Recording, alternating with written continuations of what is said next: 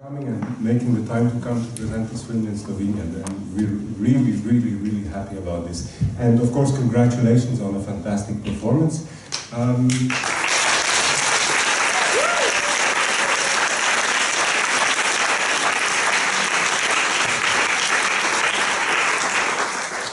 One of the things which can probably be said about all the Ken Loach movies is that you never find a character or an actor out of tune or out of place. Everybody is perfectly cast.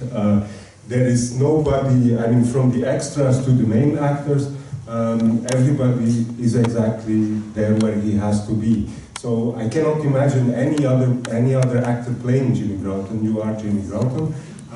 How did he find you and how did you find him? Thank you, I'll take that as a compliment.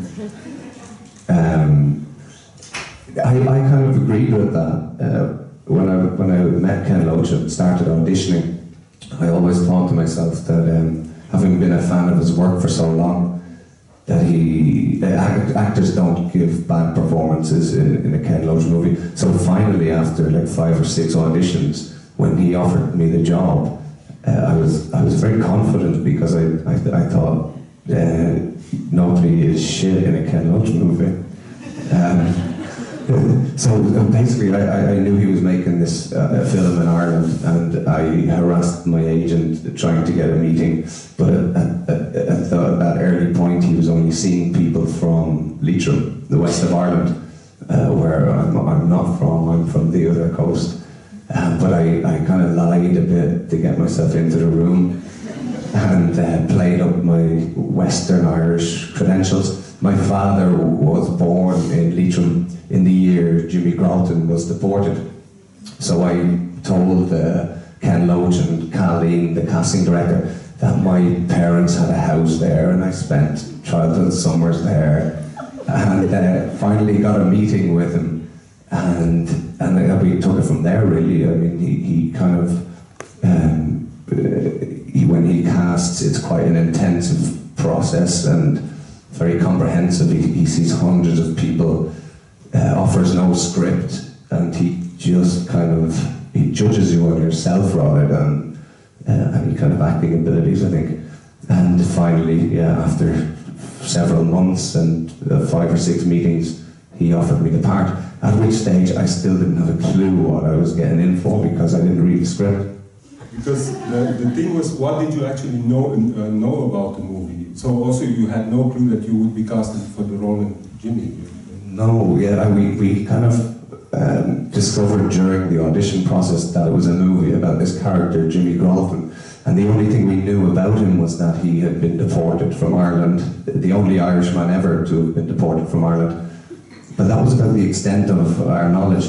And I also thought, I did the maths and figured that Jimmy Broughton was in real life 45 years old at the time this story takes place. So I had ruled myself out of the running for the lead part and thought after several meetings that I might get a smaller part, maybe one of the young priests, which I would have been delighted to do, you know. You'd do anything to be in a Ken Loach movie. But yeah, when they offered me the part, I realised they were kind of playing fast and loose with the truth, and Jimmy Broughton's real age was kind of irrelevant. And then, so he does it with all the whole casting process is like this. So for all the people who wanted to be in the movie, they just want to be in a Ken Loach movie. They don't know what they will play. Precisely. And then, how does it go from there? So is this then weeks of rehearsal? Do you get assignments? Do you prepare for the role? Do you... All of that, yeah. They kind of drip feed you bits of information. So it's all very mysterious and exciting. And they kept asking me if I could dance, to which I kept replying, no, but I play football. I kind of foolishly thought that if you were good at football, you would be good at dancing, and that is very far from the truth. So myself and Simone, who plays Una, we began attending dance classes in London. Like this is 3-4 months before we started shooting. So we were doing quite intensive classes during the day with with a dance instructor, and then at night I was sneaking off and going to public dances myself, trying to pick up some steps, because I'm a really slow learner. And from then I went to Leitrim in the west of Ireland and spent months working on farms with local people, anybody who would accept me. And I was offering up my services for free, and they just thought I was crazy. But as an assignment, or this was something you felt you had to do? It was a bit of both. I mean, Ken had some ideas on what to do, and likewise I had some requests, so yeah, we kind of met in the middle somewhere. Okay. Then he has also a very particular way of shooting the film. Basically, you don't know what will happen the day after tomorrow. So you don't get a script, you don't know, you know that he will be deported in the end, but you don't know what happens from beginning to end. Yeah, exactly, and he shoots in sequence, so you very much experience the scenes in the movie as the character would. Just like real life, you have no idea what's going to happen when you leave the theatre. So his idea is that the character should not know, which is really, I think, a really brilliant approach and really conducive for good performances. It's really exciting though, because at the end of each day of shooting, you will get a brown envelope with tomorrow's scenes. So it's like Christmas. Every day you go home with this present, and until you open it and it's a massive speech, and then you get nervous. I mean, does it work? I mean, it really, you saw it as something very, very positive in the sense, or did it give you additional? Hugely positive, and kind of almost contradictorily, I felt that it provided me with a real safety net and a security and a confidence, because I thought, if I made a hames of it, if I was really shit the next day, it's their fault because they didn't give me the scenes in advance. And then, how far do they work with your own, with improvisation, with your own lines? How free are you in playing what's in the envelope?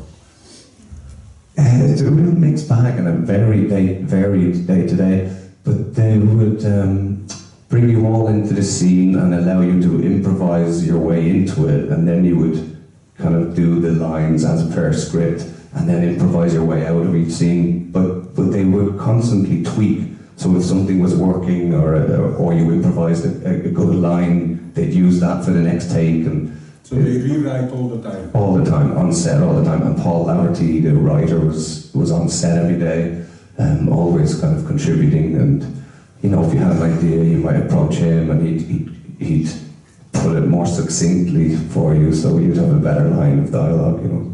I mean, one of the things also is that when you have the discussions in the hall, that they have this documentary feel. It feels as if, you know, it's really happening, that you got all together and you were discussing, okay, what to do next, shall you do the public speech or not, and that it's really something which is almost shot in a documentary way, and it has also a kind of life which seems hard to imagine in a fully scripted approach of scenes like this. Yeah, I think that's true, and I think scenes like that exist in almost all Ken Loach's movies. And as a social realist in terms of movie making, I think crowd scenes are hugely important for him, and often the crux of a movie may hinge on a crowd scene. And you're right, they do have an improvisation feel, but often that's all credit due to Paul Laverty, and often it is as per scripted.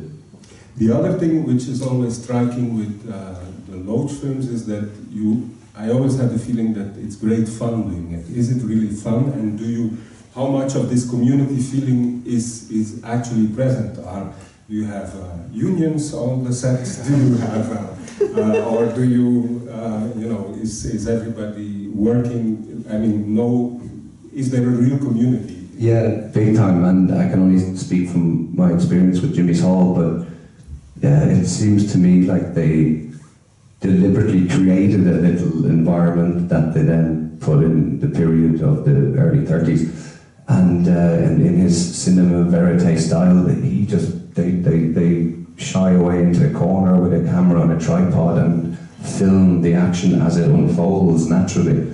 But I think that comes from quite in-depth rehearsals whereby we all spent a lot of time together, we all attended dance classes together, we all socialised together, lived in close proximity, everyone's transported together. So there was a real sense of community. Yeah. Do you see dailies, rushes, or not No, at all? When no. was the first time you saw the first image of moving images of the film? So it was months later, because he doesn't even do ADR, which is, voiceovers in post-production. It's whatever sound they catch on the day they have to work with.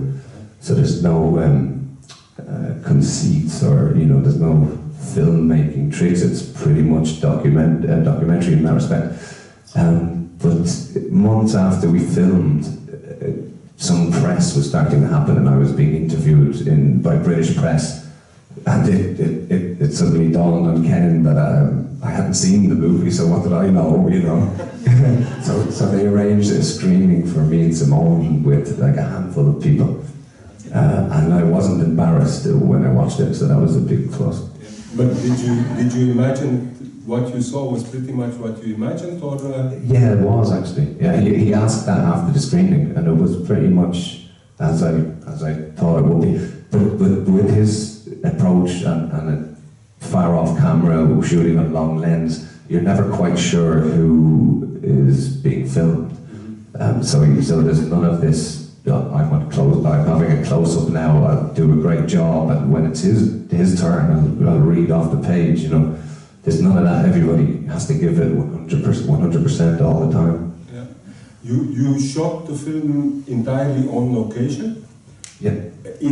On the actual sites? About 50 miles north of the original site where the hall was. Yeah.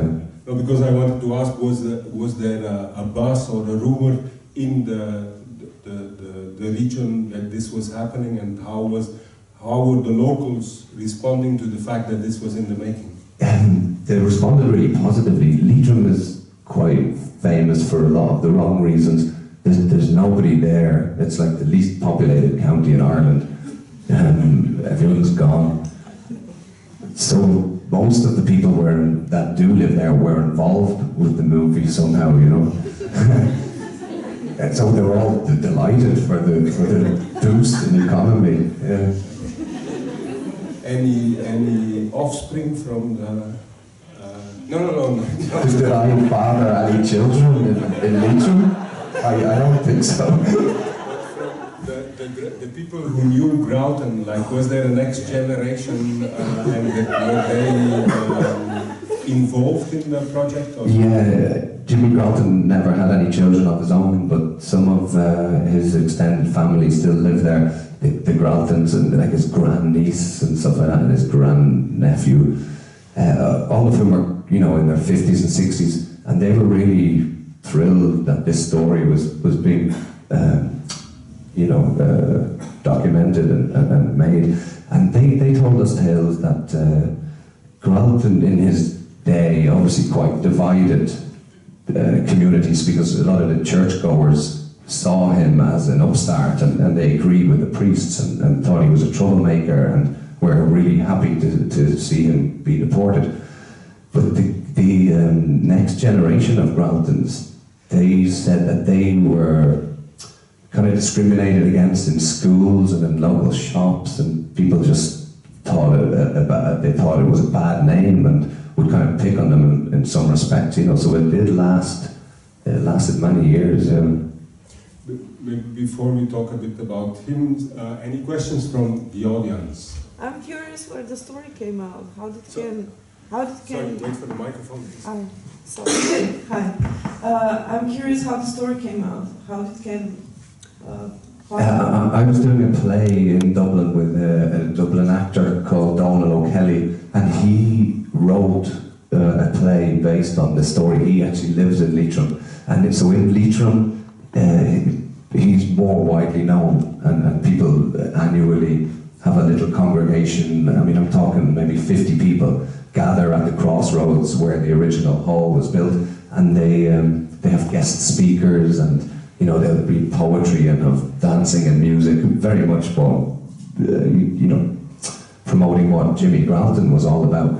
So Donald O'Kelly, having lived there, was aware of this and thought there was a story in it, and wrote a play that was kind of a community-based theatre. They played in small spaces around the west of Ireland, and the audience were invited to participate and dance and learn some basic steps. And Paul Laverty, the writer of Jimmy's Hall, is a good friend of Donald's, so heard the story through him, and went to do some research, and found out very quickly that it had been really well covered up, and there was a lot of official documents missing, because basically they deported him on trumped up charges. It was an illegal act, really. So Paul Laverty, being Paul Laverty, thought this was a story needed to be told, and Ken jumped on board pretty much straight away. So there was never a trial, nothing related? No, it was like whisked away really quickly without fanfare, and so successfully that very, very few people in Ireland knew about it until the movie. Any other questions?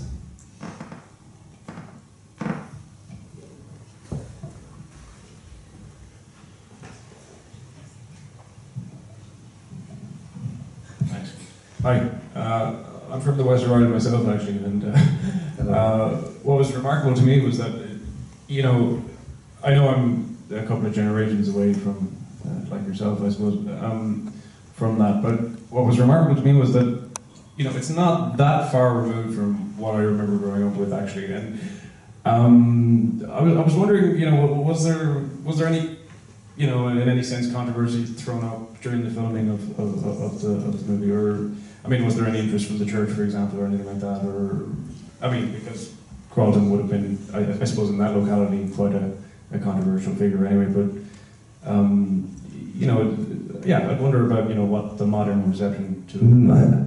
I think, in my experience, it was very warmly received, and people all agreed that it was a story that needed telling, and it was a lot less controversial than I had hoped for. I mean, I kind of thought that the government might have something to say about it, because the powers that were in the movie are there or thereabouts today, and they will be back in very soon, but nobody passed comment. When we premiered in Dublin, Michael D. Higgins, the Irish president, attended, and he was cool and loved it, and said to me that he had lectured on this side of Irish history. So yeah, he was well aware of it, but there was no official apology or, you know, redressing of the state of affairs. And I think the church, in some respects, they're minding their P's and Q's, and they're being very media savvy. So I think for them to come out and say anything might kind of be unwanted attention. I think they're lying low, waiting for the right opportunity to pounce. Thanks. Any other questions? Maybe for the non-Irish public in the hall, it's the Pierce Colony Hall. Before, could you tell us something about them in terms of you know, what they represent and what they represented in 20s and 30s. So in 1932, when Jimmy reopened the hall, they named it the Pierce Connolly Hall after Padraig Pearse and James Connolly, who were Irish rebels who fought and died in the Easter Rising of 1916, when the Irish attempted to overthrow the British. But they were like socialist revolutionaries and martyrs. And I think because it was 10 years after the event, Gralton and his friends tried to, I guess, reclaim their ideologies, because they had been hijacked somewhat by the powers that be, and those that came into power and accepted the British treaty held up Pearse and Connolly as propaganda and ways of kind of nationalising the people and making them proud to be Irish. But whereas in fact what Pearson Connolly stood for was very, very different to what came to be and the power as became established.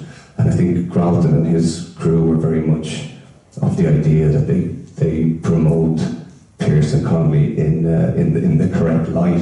And actually, when I was researching the job, because there was so little information available on James Gralton, I found myself reading a lot of James Connolly, and their lives kind of mirrored each other in many ways. And James Connolly was a Scottish socialist who moved to Dublin and lived in dire poverty for many years, and toured the States as a public speaker and as a socialist, and apparently he was a very successful speaker. But during the battle on O'Connell Street in Easter Rising, he was shot and wounded in the leg, and when the British kind of overpowered them and lined up all the leaders, they made a fatal error in that in the next week they summarily executed all of the leaders, and the public, who were to some degree kind of indifferent to the whole thing. I mean, we're talking about a group of revolutionaries, like 100 people trying to overthrow an empire,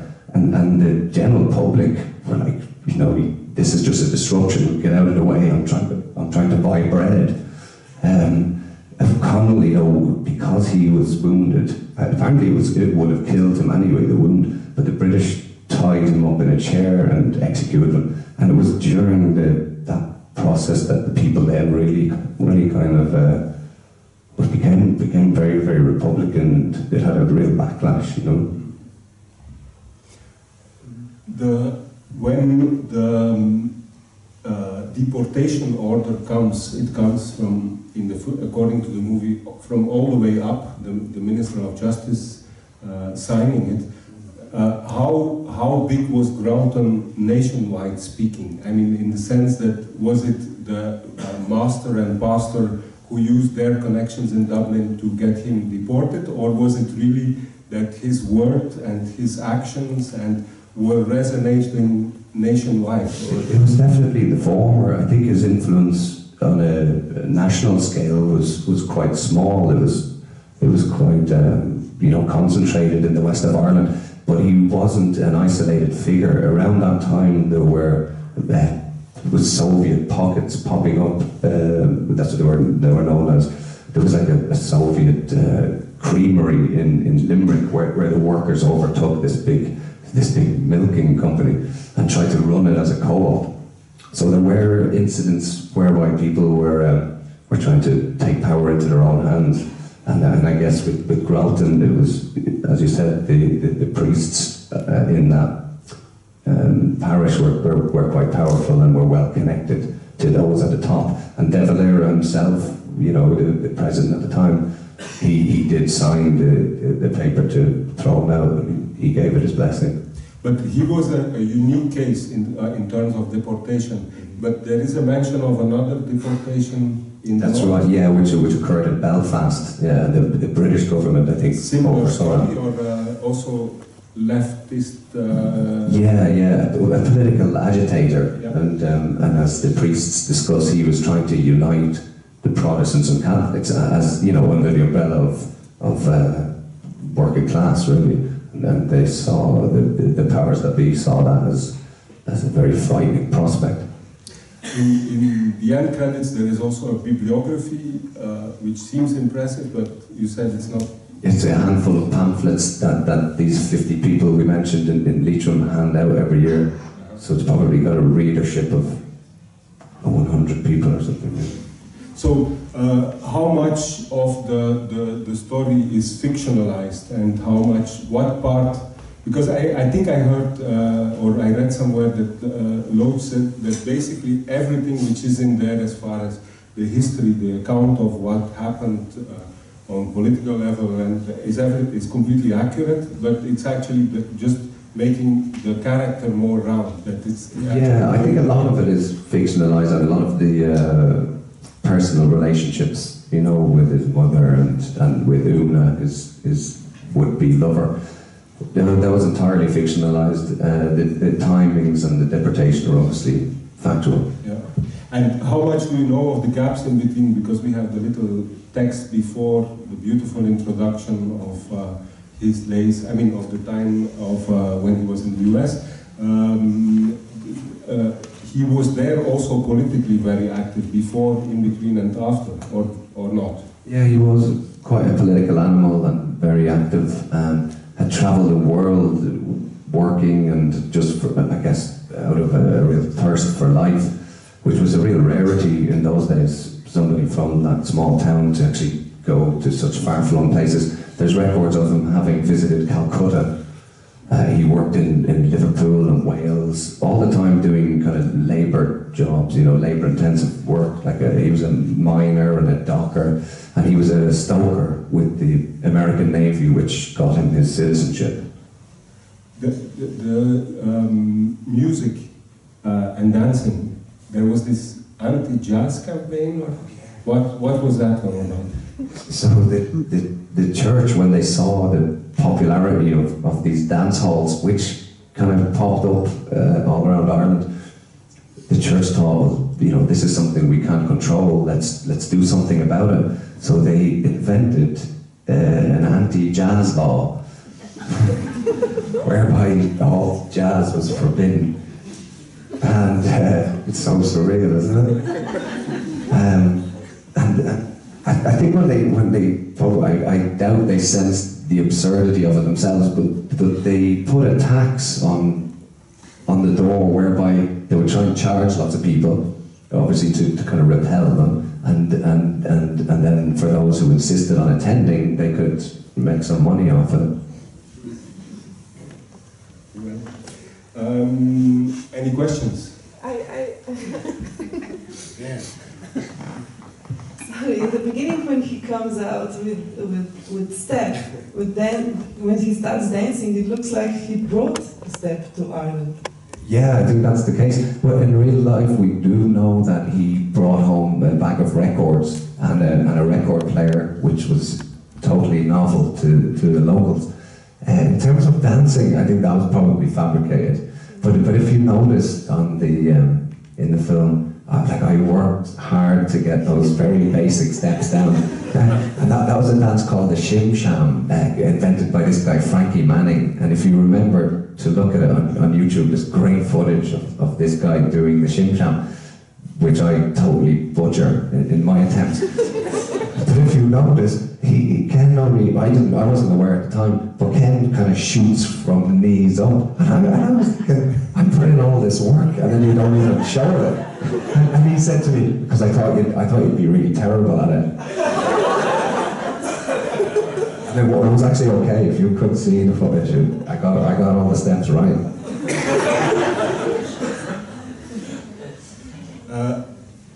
They are extremely prolific. They make a lot of movies. In Berlin, it was said that this would be the last one, but then we actually invited them.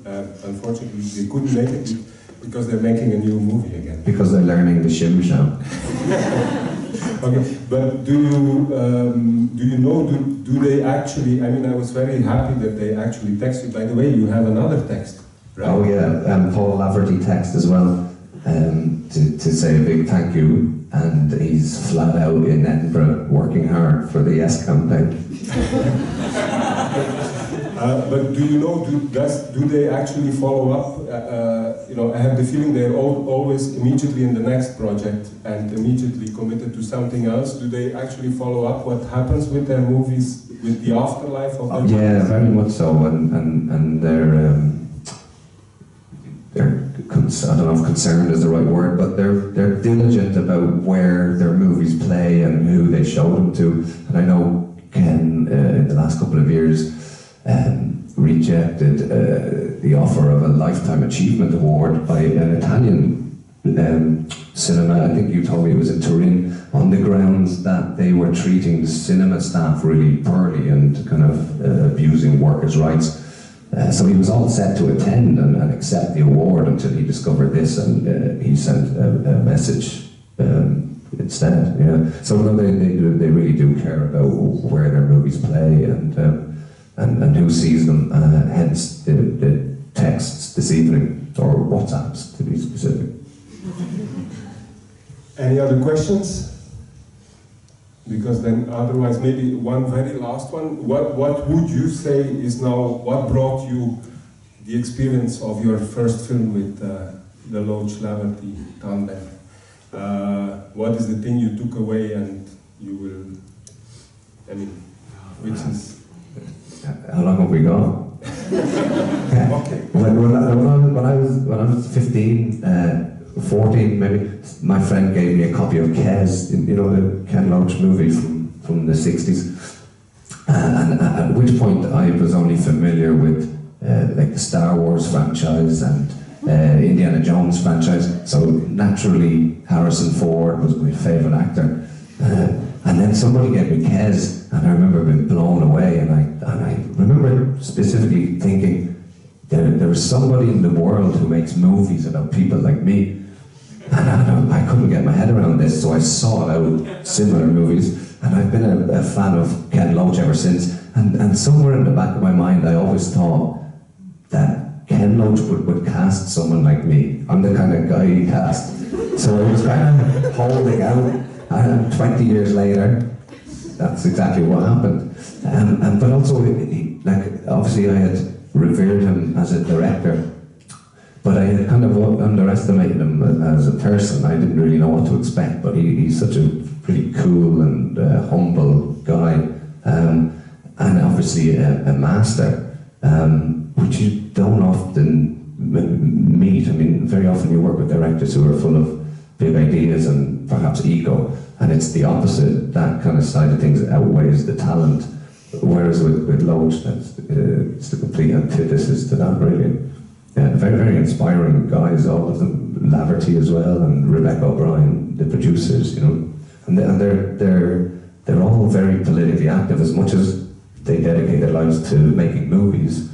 I think that's more of a medium through which to kind of express themselves politically and to be active politically. Thank you very much. Thank you.